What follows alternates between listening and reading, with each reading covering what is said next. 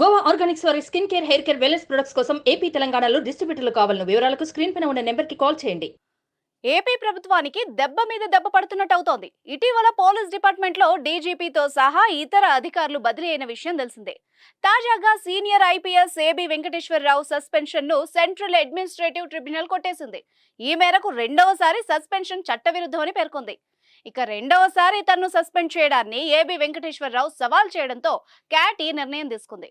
గతంలోనే వాదనలు పూర్తవగా తీర్పును రిజర్వ్ చేసిన క్యాట్ తాజాగా ఆదేశాలు జారీ చేసింది.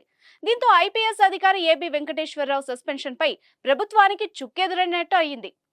సీనియర్ ఐపీఎస్ ఏబీ వెంకటేశ్వరరావుపై ప్రభుత్వం విధించిన సస్పెన్షన్ ను క్యాట్ కొట్టేసింది.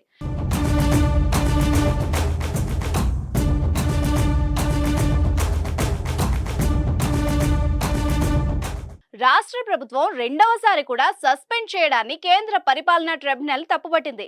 సస్పెన్షన్ చట్టవిరుద్ధమని ఒకసారి సుప్రీంకోర్టు చెప్పిన తర్వాత కూడా రెండవసారి సస్పెండ్ చేయడం ఉద్యోగిని వేధించడమేనని ట్రిబ్యునల్ వ్యాఖ్యానించింది. అంతేకాదు ఏబీ వెంకటేశ్వరరావుకు వెంటనే పోస్టింగ్ ఇవ్వాలని కూడా రాష్ట్ర ప్రభుత్వాన్ని ఆదేశించింది.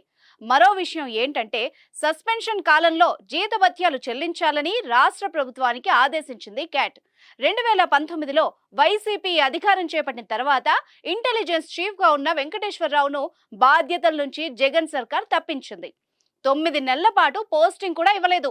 నిఘా పరికరాల వ్యవహారం, ఇజ్రాయెల్ కు రహస్యాలు చేరవేశారని కేసు నమోదు చేసి విధుల నుంచి తప్పించింది. దాంతో ఏబీ వెంకటేశ్వరరావు క్యాట్ను ఆశ్రయించారు.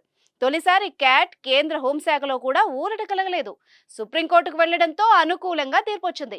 బాధ్యతలు చేపట్టే సమయంలో మరోసారి ఏపీ సర్కార్ సస్పెండ్ చేసింది. దానిపై మరోసారి క్యాట్ను ఆశ్రయించగా విచారించింది. బుధవారం నాడు ఏబీవీకి అనుకూలంగా తీర్పిచ్చింది. ఎన్నికలు దగ్గర పడుతున్న వేళ ఈ రకంగా వైసీపీ ప్రభుత్వానికి ఎదురుగాలి వీస్తూ ఉండడం పార్టీ శ్రేణుల్లో కలవరానికి గురి చేస్తుందని టాక్ వినిపిస్తోంది.